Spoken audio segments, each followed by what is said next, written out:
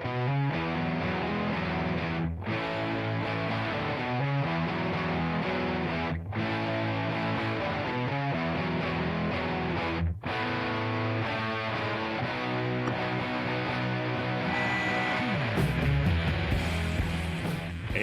everybody, welcome back to the Friday News Lunch from the Bucks County Beacon.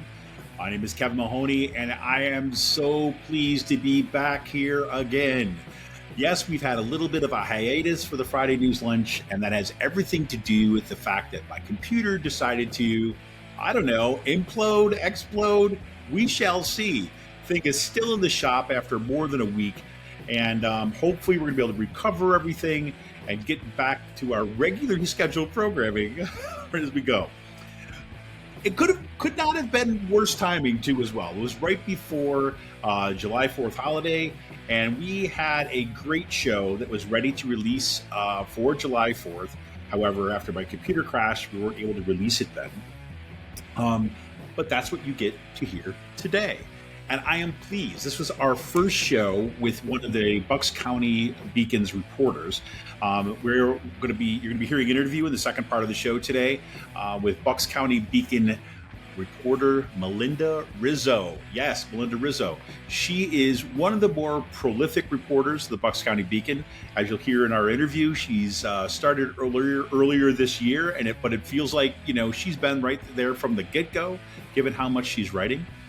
Now, Melinda is a longtime freelance writer and reporter living in Upper Bucks County.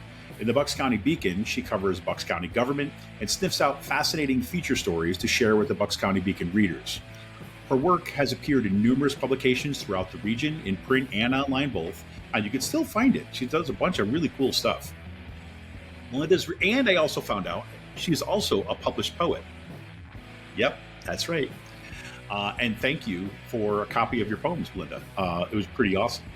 Melinda's recent reporting has included stories ranging from the Pennsylvania ACLU's lawsuit against Bucks County Sheriff Fred Harran over his 287G application to partner with ICE, to make local sheriff's departments mini ICE agents so they can conduct raids and masked, armored people going to abduct people off the street. That one. She's also covered controversies in local school boards, and not just like Penridge and Central Bucks, like the Beacon has really made a name for itself in, but also places like Castle Rock and Souderton, who are having issues of their own.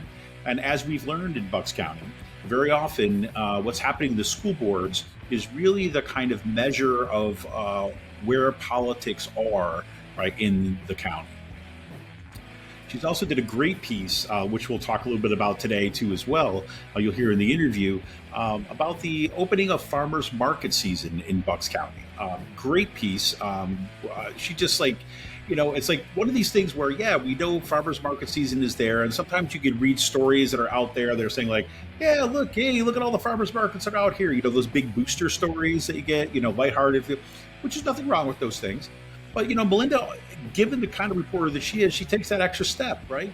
Gets to talk to people from the Pennsylvania government, the guy who oversees the farmers markets in this region, then connects it also to the importance of farmers markets to, as centers of our community. Just great stuff. So if you think this kind of reporting is absolutely essential to keep our community strong, to keep ourselves informed and prepare us for what's to come, well, look, we're going to need independent, community-supported progressive media in the weeks, months, and years ahead. Couldn't be a better time to take a moment to head on over to the buckscountybeacon.com and click on the Support the Beacon button. Yep, Support the Beacon button. You can become an entry-level supporter for as little as $1 a month, $1 a month, or jump right in as a regular supporter for just $5 a month, or a yearly supporter for as little as $50 a year. Or look, you got some money burning a hole in your pocket, don't know what to do with it? Well, you can drop a one-time donation to help keep the Beacon's critical lens focused and sustainable. Just go to the buckscountybeacon.com, click on the Support the Beacon button, and become a supporter today. Well, look, I'm really glad to be back here with everybody today. It's been one of the more frustrating periods of time to have my computer crash. I guess we could argue that maybe it's a blessing that it happened right around the July 4th holiday when a lot of people are on vacation, and there's normally there's a kind of dip in the news schedule that hasn't been has not been true this year. And we've seen the kind of increase in ICE raids. We have seen the just devastation that is being wrought upon our government, upon our communities, the further fracturing of our social compact for what it was, and it's been a tough period of time. We also, I originally recorded an opening for the show that we're supposed to air on the 4th. That was right after the kind of the Trump budget, Republican budget, I should say, the big, beautiful bill passed and really kind of like made ICE the largest law enforcement agency in the federal government, bigger than the FBI in terms of its budget and resources. We also saw that, yep, it's true. We weren't just kind of like, screaming lies from the top of a room. No, this bill is going to gut Medicaid. And a little bit of a lesser aspect of the bill is the potential, unless there's some fix that's brought forward, for the gutting of Medicare as well, because there's automatic cuts that are put into from a bill of this kind of sequestering type of thing that will automatically cut Medicare come, I believe, September. Huge tax giveaways to the rich, and more taxes and fewer services for the rest of us. It's all there in the bill. There's lots of stuff from, rolling back any kind of program that was designed to combat the climate crisis. We could just go on and on. And I know that, we've all had some time to marinate in the aftermath of that. We're seeing the real consequences of these things. Of course, we just saw this horrific, devastating flood in Texas that showed us, one, the price of deregulation and the refusal to properly regulate our environment to keep people safe. And tragically, to the loss of, I forget what the total number of losses, but well over 100, 110 something like this, people lost. All those girls killed in Camp Mystic. We saw additional flooding. I was just watching this morning, for example. I'm recording this right now on Monday, but I'm just watched this morning about kind of not far from where I grew up in upstate New York. That in Newark Valley, there's more flooding that's all going throughout there. We saw flooding in North Carolina. I mean, this is the result of the climate crisis, right? Now, not that a one-off flood couldn't happen elsewhere, but, these are happening all at the same time repeatedly because of what's happening to our weather patterns. We also saw these tragic wildfires that are out there and kind of by the West Coast. We saw on the north rim of the Grand Canyon, the historic Grand Canyon Lodge, or I think it's called the Grand Canyon Lodge, burnt to the ground. The Welcome Center in the North Rim burnt to the ground as part of these rapidly growing wildfires. Again, all things that are predictable, all things that we were trying to combat. Made some inches toward that through the Inflation Reduction Act of the Biden administration, and all that now has been repealed. And we're just, I guess, going to be hanging on tightly as we move forward. So, this is kind of where we're at. I'm not going to spend a whole lot of time today going through all these news stories, but just to kind of situate us a little bit as we kind of get back up here on the Friday News Lunch.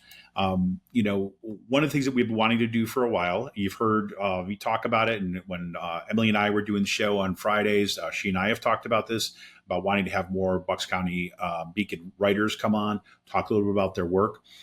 This is the first time we've been able to kind of coordinate that, to get that up and running. So this is a fantastic addition. And it seemed like Melinda Rizzo was a great place to begin on the with these interviews, because the amount of work that she's doing. And, at least I feel that Melinda's work really highlights the range of stories and approaches that we see in the Bucks County Beacon. Right, we get to see our community from a wide angle lens, not just a very narrow lens of just what's happening, kind of like in county government, or a narrow lens just in terms of like, hey, look at all the cool stuff that's happening in Bucks County. But we get to see all that at once in context, which is the crucial aspect of it.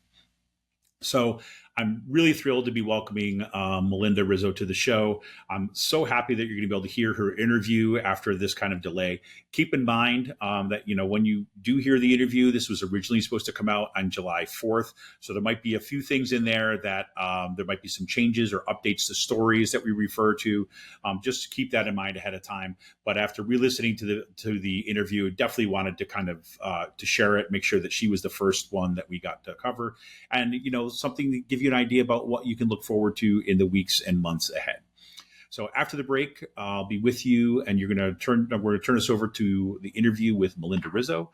And I wish you all the best. I want to remind you that once again, if you can, if it's possible, become a supporter of the Bucks County Beacon. Just go to buckscountybeacon.com, click that support the Beacon button. You can become a supporter. Like as Emily Smith has said on this show and elsewhere, if everyone who reads the Beacon on a monthly basis became a entry-level supporter for $1 a month, not only would the Beacon be sustainable for the long term, right, but it would be able to expand its coverage to other areas. So you want to see the deepening of the coverage, the broadening of the coverage, become a supporter for as little as $1 a month. Or look, just become a regular supporter at $5 a month, right? $5 a month supporter for a yearly supporter for as little as $50 a year. Go to buckscountybeacon.com and become a supporter today. We'll be right back after the break with my interview with Melinda Rizzo of the Bucks County Beacon. It's great to be back, everybody. Have a good one.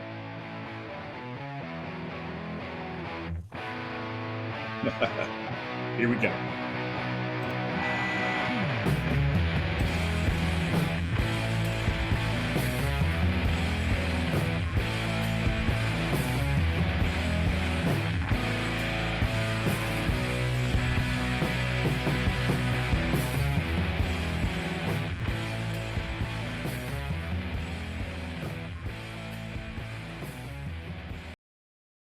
Welcome back to the Friday News Lunch, everybody. Yes, I am pleased to welcome one of the more prolific reporters for the Bucks County Beacon, Melinda Rizzo, today on this 4th of July.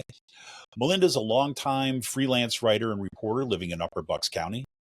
In the Bucks County Beacon, she covers Bucks County government and sniffs out those fascinating feature stories that share with Bucks County readers. Yeah, just like you. That's right. Her work has appeared in numerous publications throughout the region, in print and online. Melinda's recent reporting has included stories ranging from Pennsylvania ACLU's lawsuit against Bucks County Sheriff Fred Harran over his 287G application to partner with ICE, to make those little mini ICE agents, to controversies with local school boards, and even to the opening of farmers market seasons right here in Bucks County. I'm so pleased to have Melinda as our first Bucks County Beacon reporter for the Friday News Lunch, as new format. Melinda, welcome to the show. Thank you so much, Kevin. It's a pleasure to be here.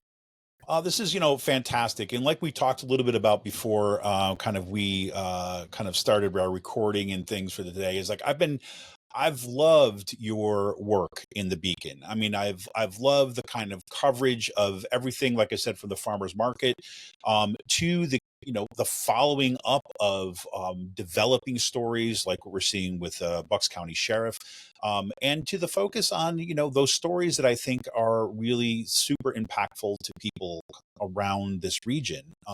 And I got to say, no matter what story it is, I'm learning something every single time, whether it's what's going on with the farmers market, right? And not just that there is a farmers market, but how it's impacted and how it's networked and how it's so important it is to our community, to what's the latest in the ACLU's lawsuit against our beloved sheriff. So, but and I'm sure, and I know people have, you've probably heard from readers, you've probably, get some feedback there. But for those folks who've only found you in the pages of the Beacon, right? Can you give us a little kind of introduction of yourself, a little bit about what got you to this point where you're kind of writing for the Beacon? What's a little about your background? Well, thank you, Kevin. I'm happy to share some of that. So I've been a freelance reporter and writer since 1998. So that's a long time. I've got some mileage. And I've written for dailies, weeklies.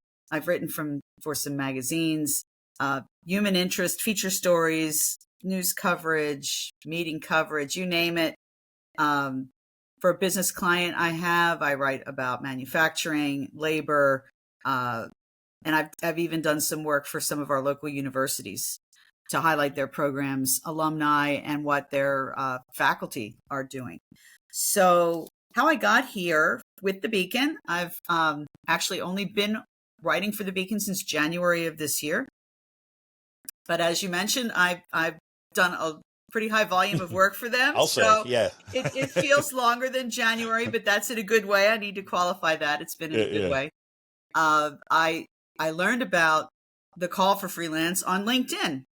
So for those of you who are not using LinkedIn in your workplace, I highly recommend and suggest you can start on it for free. Or if you're on it but you don't use it, get that profile picture up and start getting active, because it really has built my professional network. And I found this great gig with the Beacon thanks to LinkedIn. Yeah, there you go. So what else can I tell you?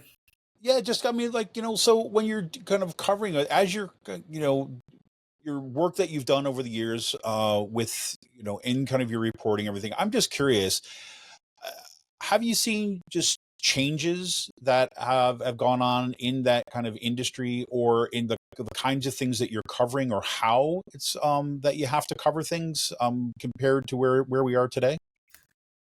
That's a great question. Actually, I try to be an optimistic person. That doesn't mean I'm not pragmatic or realistic. I certainly am. But before the pandemic, if you were going to be a stringer, is what they used to be called, or a freelancer, you were required to physically cover meetings in person. That can become long. It can become cumbersome because you have to physically drive somewhere, report the meeting, drive back to wherever you're working, file the work, depending on the deadlines you've had. And I've worked under some pretty crushing deadlines for daily newspapers covering night meetings. So that, while it's hard to do that, that has made me extremely efficient in my reporting, and it's made me a very efficient writer. So pandemic happens, everything's virtual and remote. For folks like me, that was a huge silver lining, because boroughs, townships, school boards, businesses, you name it, they had to figure out a way to work virtually. Yeah. Because the news cycle keeps going, right? It keeps going. And so our job is to try to identify those stories that impact the greatest number of people in our communities. If you're a locally based and a local freelancer, which I am, so you're looking for that piece, and then you're looking for the best, most efficient way to get that information. And it turns out the internet, Zoom, various platforms, Meets, whatever you're using, live streaming meetings, recordings afterward, those are great tools and resources that have definitely made my job easier, is not the right word, but more, I will say it's made my job more effective, and it's made it easier for me to manage, if that makes sense. Yeah, and it just seems to me, and too as well, it makes this kind of coverage possible in Absolutely. the media environment that we were. I mean, one of the things that, when Emily and I have been on the show, we've been, talking about, just the media environment, and the fact that, resources have been just bled out of kind of traditional media or even local news reporting. And through all these consolidations that we've seen in kind of local newspapers, and watching newspapers like physically shrink in size, and the numbers of reporters that they're having, it's just incredible. And I think that it seems almost necessary that we've got these tools that you're talking about in order to be covering local media, local news in the way that we should. Absolutely. Yeah, because in some ways, it's like you don't get the infrastructure that, like, that we get at the national level, obviously, where you have these kind of pressers, you have all this other kind of stuff, which makes this information readily available. It really takes that work of, like, watching the school board meeting and seeing the interactions. And especially if you're not interested in just taking the press release of, from the PR firm that's representing the school board, for example, but if you actually want to hear what community members had to say in those meetings, right, and what the tenor of things were, you have to be able to have access to that and to be able to have Absolutely. it streamed.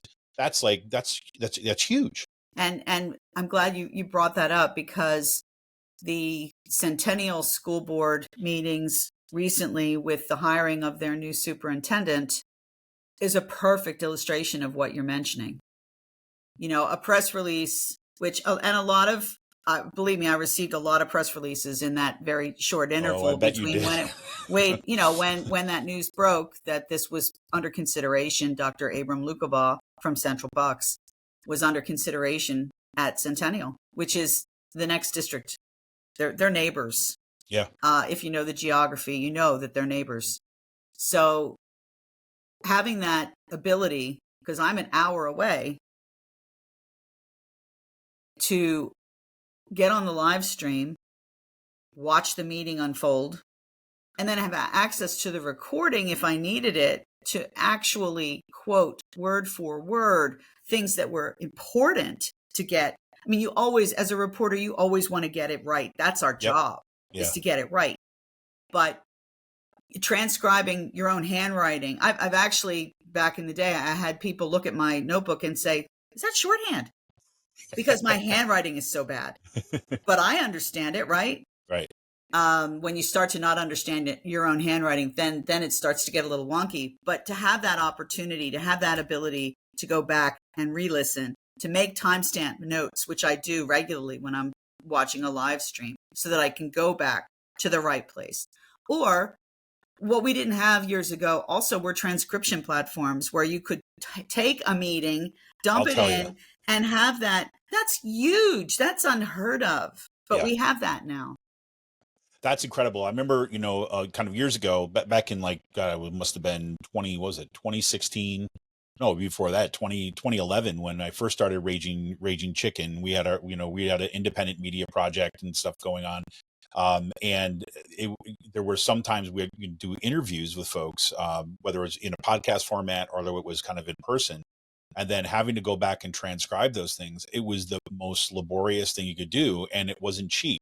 And, to be able to kind of say, okay, I need this transcript to be able to kind of go back and make sure I'm getting it right, to hearing what people have, that's enormous. I can't even believe that. That's like a sea change in our ability to really represent the kind of voices of people that were, making the news or were part of those events. Yes. Well, great. Well, I'll talk a little bit about some of the pieces that you've been working on. I mean, like I mentioned in the introduction, I've just loved that. I mean, when you said, I've only at the Beacons at the beginning of the year, I'm like, wow, that's like the number of pieces that you've written. How is that possible? I know. Yeah. And again, I'm like, I'm with you on this. Like, it feels like a longer time, but in a good way, because, but it's, it's been, I've just been astounded by, the range of things that you've been covering. And, I never know. It's funny because there's sometimes, I remember when you were first reporting, I said, oh, you must be on this beat, right? That you're working on. And then like, wait a minute, this one's by Melinda too, right? And this one's, more of a community oriented story. And this one's about a school board stuff. So you really are kind of like covering the community in this wide ranging way. So I'm curious, are there, say, particular stories and particular things that you are like really gravitate for or really find most interesting or invested in, the stories that you've written for the Beacon over this, past several months? Sure. As you and I were talking before the recording, the Medicaid risks, the SNAP risk, for funding loss, Head Start, which today, in fact, is the deadline. And when we're done, I'm going to be checking in to see if there's any movement, if there's any news about what's happening with the Head Start program. Yeah. A longstanding, critically important program for youngsters and their families. So I was in it when I was a kid. Okay, so you're a success story. So, things that impact youngsters, old people, elderly people, because, God willing, we're all going to get there, right? And I I sort of half joked puppies and dogs. If you mess with puppies, dogs, kids, and old people, you have to go through me first. But it's true We need on a a lot of T-shirt, levels. a Melinda Right, Rizzo T-shirt with that on it. right. Because, these are sectors. These are people. These are part of the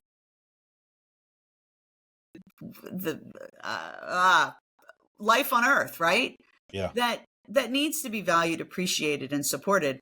And pulling the rug out from young kids and families, what is that going to mean? What does that impact 10 years from now, even 3 years from now, when those kids are starting school and they're behind the 8 ball the first day they step into their classrooms? What is that going to mean?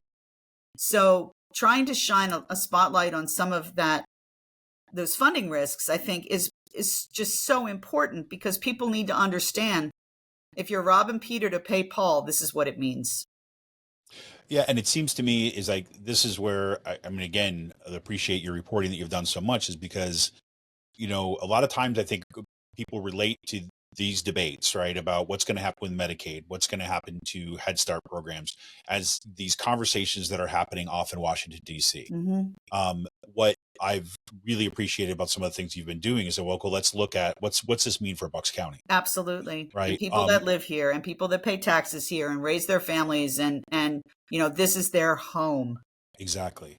And that doesn't mean that it's not happening in all these other communities too as well, but that seems to be the job of this kind of local reporting, is to say this is where the rubber hits the road, right. Absolutely. In our backyards. And I think that every community needs a Bucks County beacon. Every state, every county across the country needs an advocate to share those stories and create awareness and inform people, cut through the noise.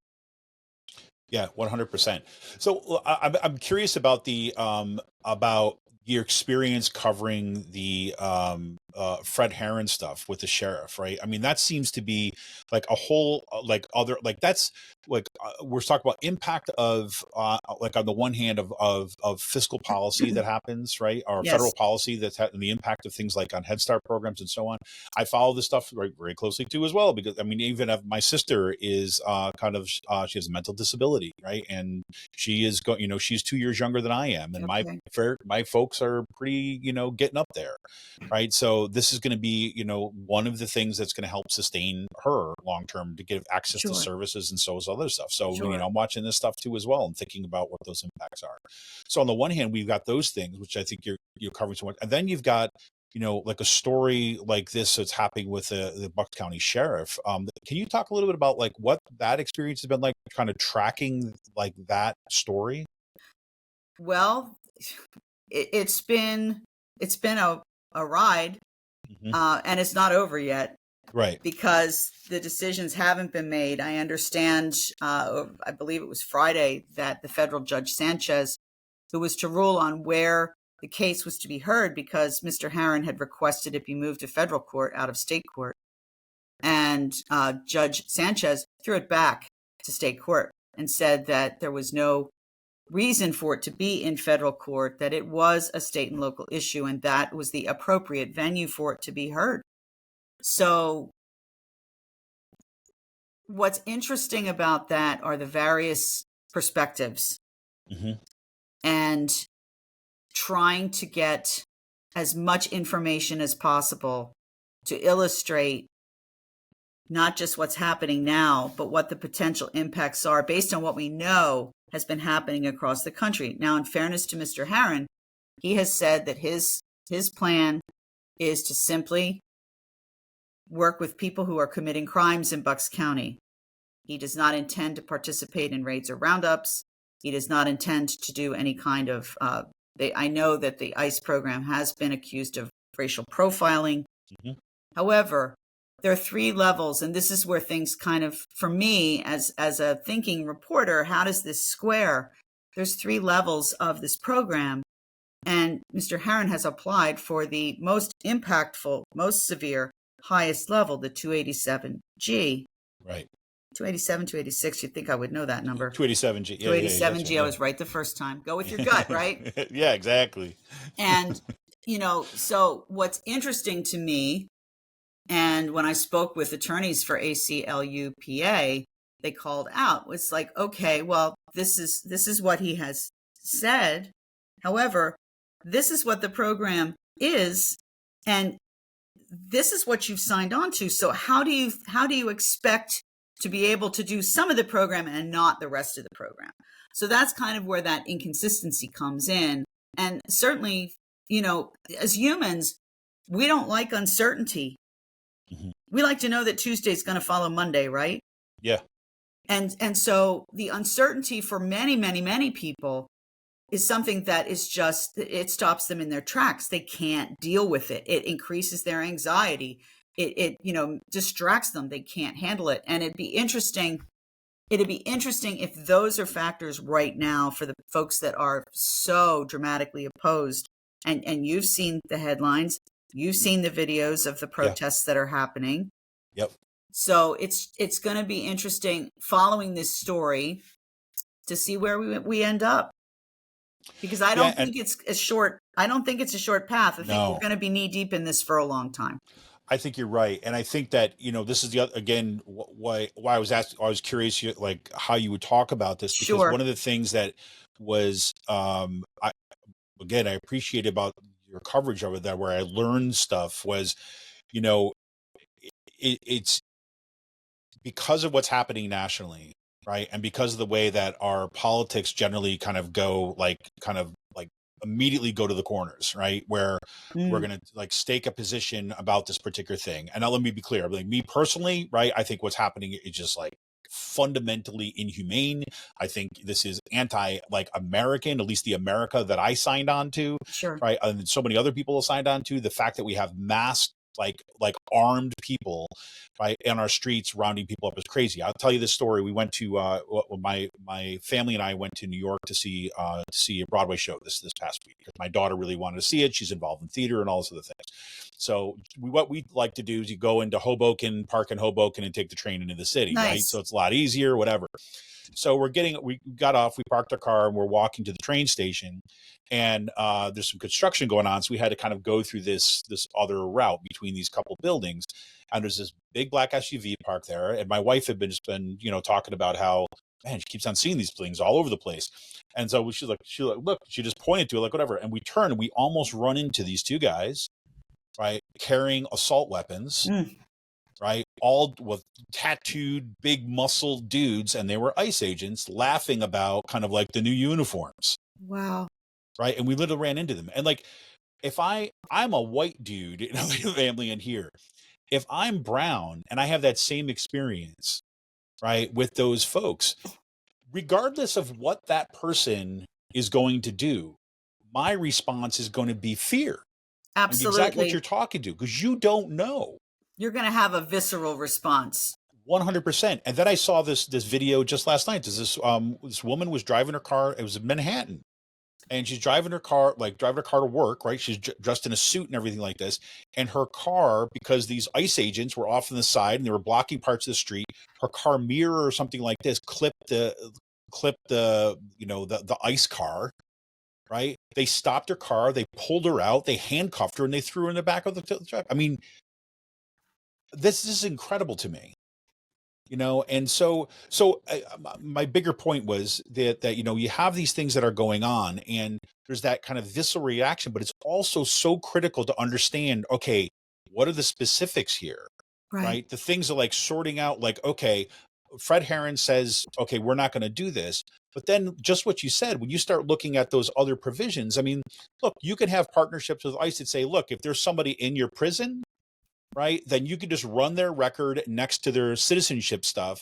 And then if they are here on an undocumented status, right, then you can send them on. And I'm not even saying support that. But that's already an agreement that Bucks County commissioners have gone on the record to say, we already do that. We already cooperate with immigration when we determine someone who is incarcerated is here illegally. We already do that. We don't need any other agreements in order to do that because we're already doing it. Exactly. And then so already doing that stuff. And so then you say, well, what's this added lever? What Yes. is it? What's the added value of the 287G? Yes. Well, that just means that you can go out and take people right on the street. Yes. Right. And I'm not, again, this is, this is always the difficulty, right? Because the words that come out of people's mouth, and even if that is Harran's intentions, these things have a life of their own. Yes. Right. And it goes beyond just what, so that, Fred Harran, let's just say Fred Harran is a good guy deep to his core. Right. Does that mean every single one of the deputies that signed up to do this is going to be the same way? What happens when Fred Harran leaves that position? Right. I mean, and it's somebody else comes in who does have intentions of going out there, and that agreement is still in place. Well, what's interesting too, you mentioned the, time in position. So as folks may or may not know, we're in a local election year. November is an election cycle on the local level, the county level. School boards are going to be shaped. County row offices, which is your district attorney, and I've slaughtered the word, the I try to sound it out. Oh, yes. Hard word. I can never say it. What I'm talking about. Yes. That one. Prophnology or something like yes, this. Yeah. Very important role. Yes. And the sheriff's up for re-election this year. And so, those roles, those jobs, like we see on the national level when administrations change, those things happen on a micro level at the county too. And so just because, and potentially this lawsuit won't be resolved before the election. Mm-hmm. Potentially it won't be. So if Mr. Harran loses the election or if he wins it, the state of this agreement, and this is as I'm talking with you and thinking it through, this is going to be yet another question I'll need to ask, because as you're learning, Kevin, when you read my work, that's one of the things I love best about my work is I get to learn new stuff too every single day. And I talk to really smart people. And I love that too about my job. So I'm constantly learning. I'm constantly growing. If I would claim one trait that makes me good at what I do, it's my curiosity. And I'm pretty tenacious. So you're going to have to tell me to go away before I do. But that all aside, and back to your, what you said about the future and what happens if there's a change in that office, there's an election. So of course there's an opportunity for a change in that office. Right. And so what does that mean? Is there an opportunity or an ability, unless a judge rules this is illegal and invalid, it's unenforceable, set it aside, you're done? Or if a judge would rule, yeah, all right, so you have to do X, Y, and Z in order to make this a reality. Because I believe one of the things that is happening is that while, and correct me if I'm wrong here, but while litigation is active, the training can't happen, or at least I'm not aware that the training can happen. The certifications can't happen until the issue is resolved. So that leaves a lot of uncertainty, but that doesn't, none of those things that we think are, absolutes that haven't happened yet, that doesn't decrease the uncertainty in the immigrant community. Exactly. It doesn't. In fact, it probably makes it worse.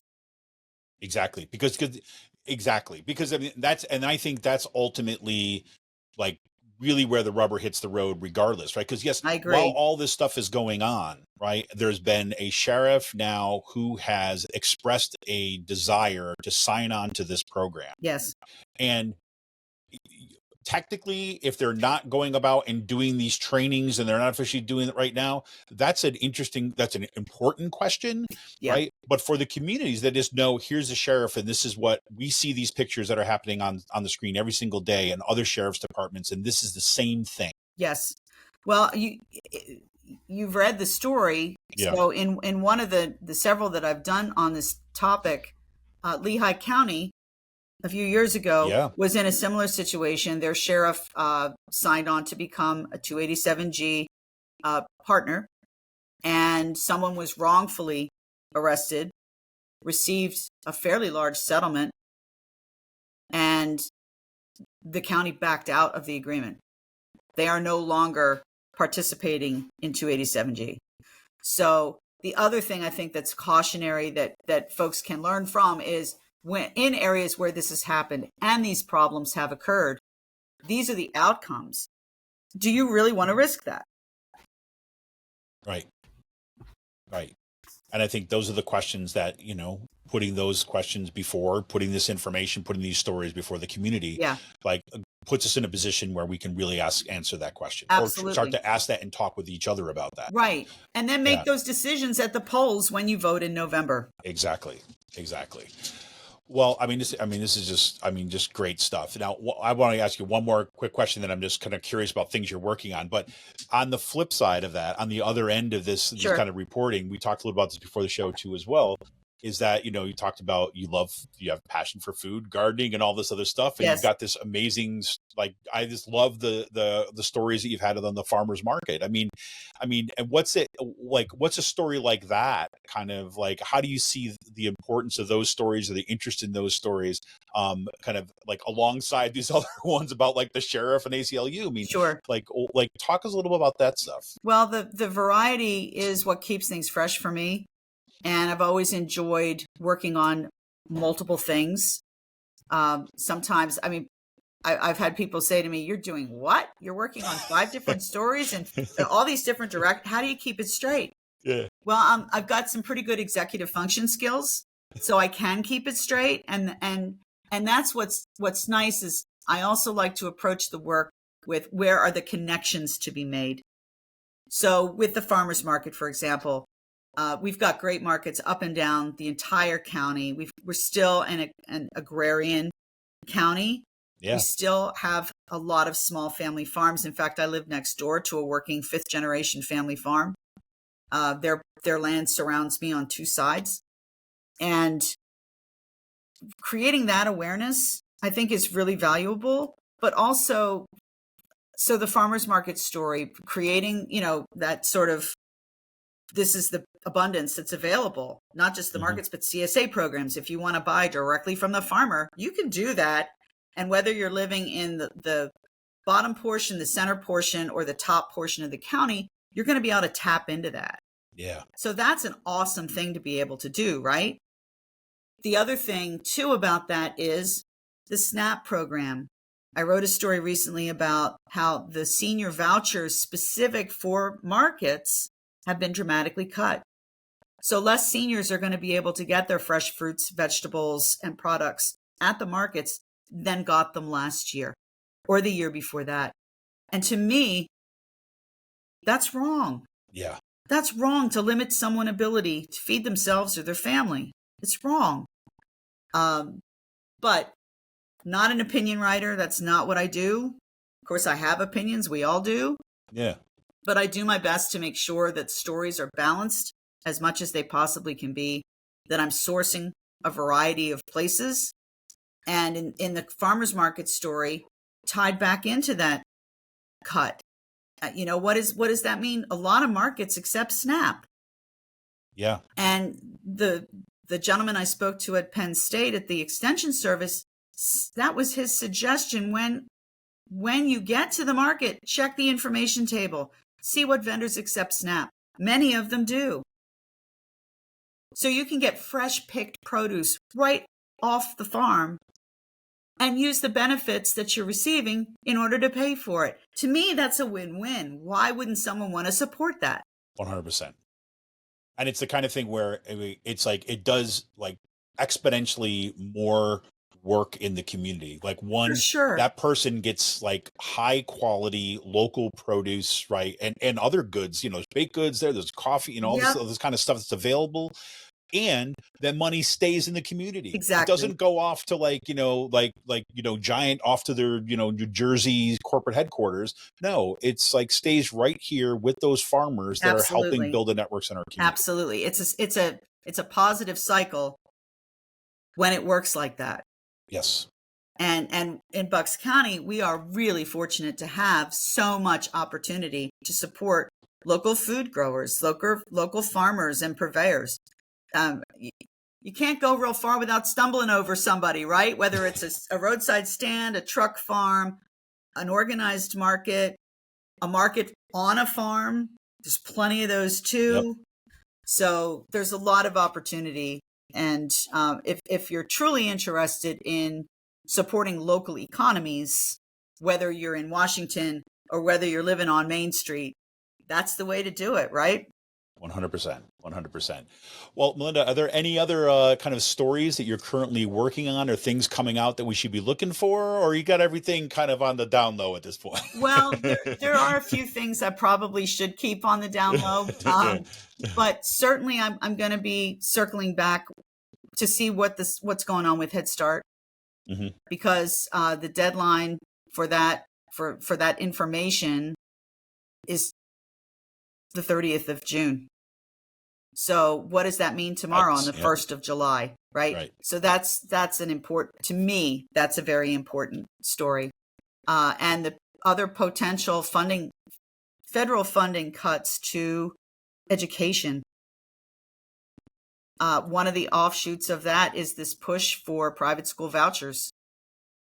And it's be devastating. What is the impact if that, I'm feeling like that's been talked about for years, but today we're probably closer to that as a potential reality than we have ever been before. Yeah. Yep. What does it mean? Does it mean poor performance for students because they're not going to have enough time in classrooms with the teachers that they need? Is it going to mean a rewriting of thresholds for need? So students who are caught in between, who are receiving services now, maybe they're going to be deemed too high performing to receive services, when in fact they're not. They still need those services in order to succeed. Yep.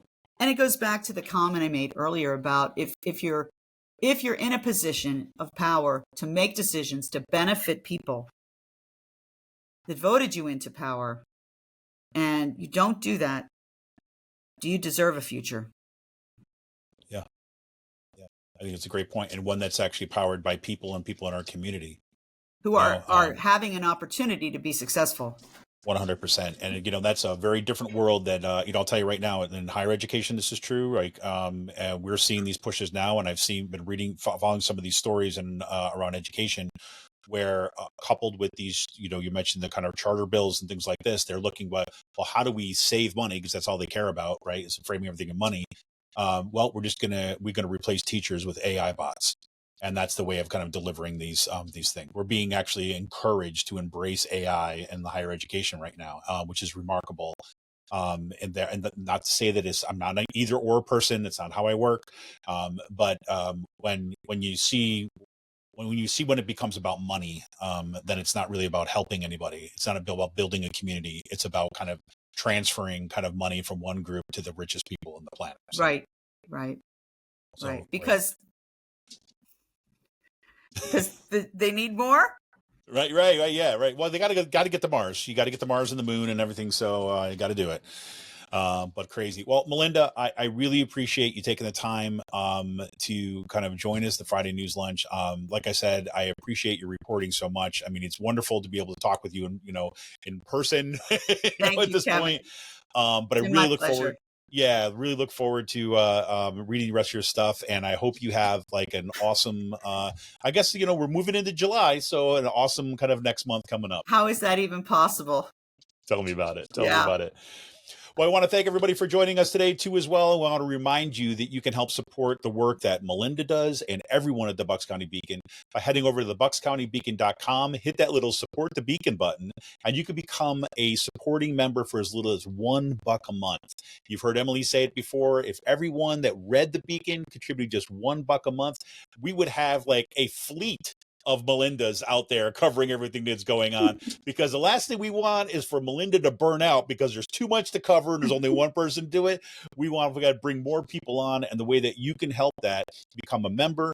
You can be a supporting member for $1 a month, be a regular supporting member for $5 a month, or you can drop a one-time donation anytime. Just go to support the Beacon at buckscountybeacon.com, hit support the Beacon button to become a member today. Thanks again, Melinda. Have a great kind of rest of your week, and I'll see you online. Thanks so much, Kevin. You too. All right, everybody, take it easy, and we're out of here. See ya.